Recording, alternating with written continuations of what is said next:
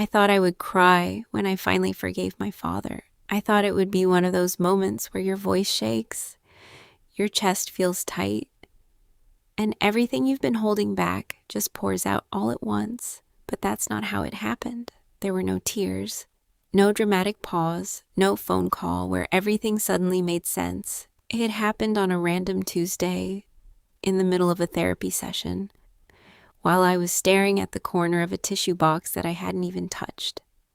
And the strangest part, I almost missed the moment completely. That day started like any other. I remember being slightly irritated on my way there. Traffic was slow and I kept checking the time, calculating whether I would arrive exactly on time or 2 minutes late. It felt like one of those days where everything was just slightly off.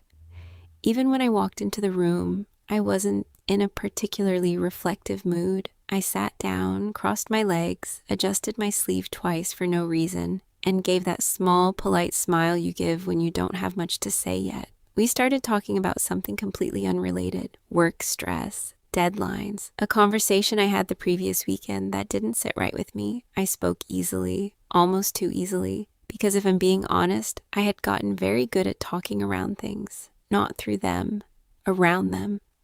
At some point, the conversation slowed down. You know, that kind of silence that isn't awkward, but it's not comfortable either. That kind. And then she asked me something simple. So, have you spoken to your dad recently? It wasn't a loaded question, but my body reacted like it was.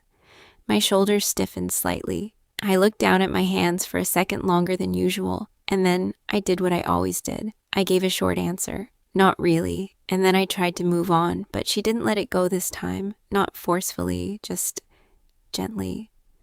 What comes up for you when you think about him? I wish I could say I had a clear answer ready. I didn't. Because what came up wasn't one clean emotion. It was layers, memories that didn't fully form, feelings that didn't have clear names. It was like opening a drawer that had been closed for so long, everything inside had shifted and tangled together. I remember letting out a small breath before I spoke. I think I'm still waiting for something.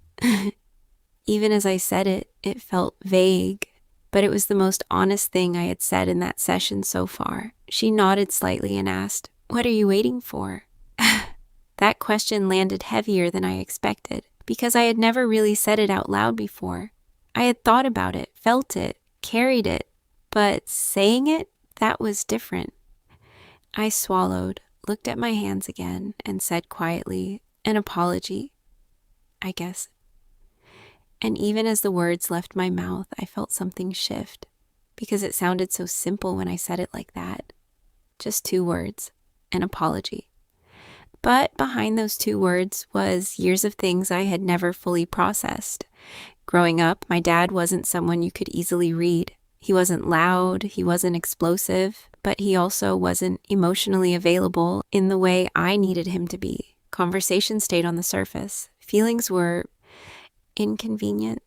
And if something bothered me, I learned quickly that it was easier to keep it to myself than to try and explain it. Because explaining it didn't always lead to understanding. Sometimes it led to dismissal, or silence, or that subtle shift in energy that made you feel like you had said too much. So I adjusted without even realizing it. I became the version of myself that didn't ask for much emotionally, the version that handled things alone, the version that didn't expect softness, so I wouldn't be disappointed when it wasn't there. And for a long time, I told myself I was fine with that.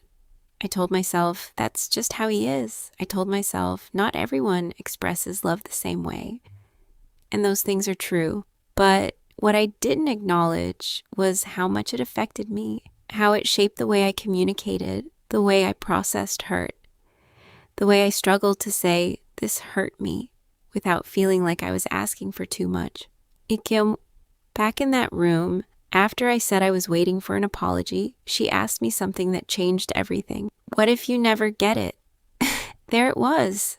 Simple, direct, no cushioning. And I felt my chest tighten slightly because I had never seriously considered that possibility, not fully. Some part of me had always assumed that one day eventually there would be a moment, a conversation, a realization on his end, something that would tie everything together and give me that sense of closure I had been quietly holding on to.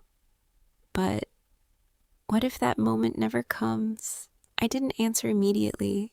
I just sat there, looking at nothing in particular. And for the first time, I let that question settle without trying to escape it. What if it never comes? What if he never says the words I've been waiting to hear? What if he never fully understands the impact of certain moments? What if nothing changes on his side? And somewhere in that silence, something inside me shifted, not dramatically, not all at once, but enough for me to notice, because I realized something that felt both uncomfortable and freeing at the same time. I had been waiting for him to give me something I needed in order to move forward.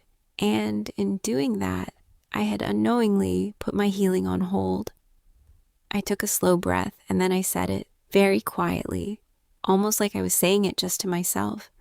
I don't think I need it anymore.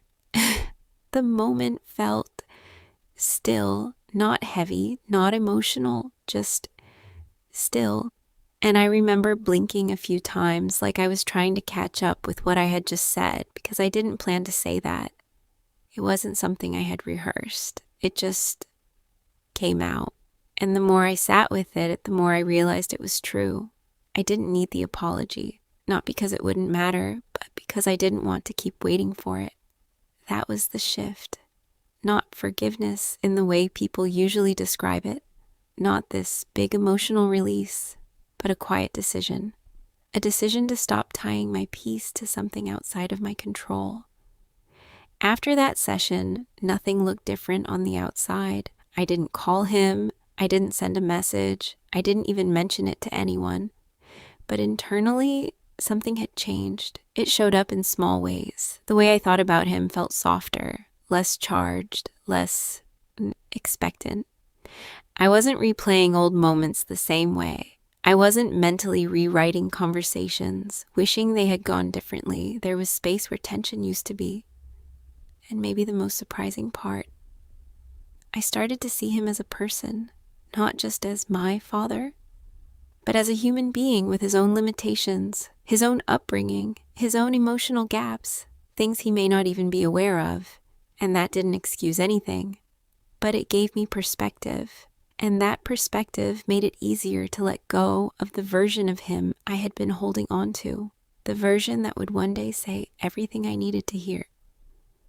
If you're holding on to something like this, waiting for closure, waiting for acknowledgement, waiting for someone to meet you in a way they haven't before, I want you to gently ask yourself this. What if you didn't have to wait anymore? What if your healing didn't depend on their timing? Forgiveness, I've learned, isn't always about them. Sometimes it's about releasing yourself from the expectation, from the waiting, from the quiet hope that keeps reopening the same wound. It doesn't mean you forget. It doesn't mean everything suddenly feels okay.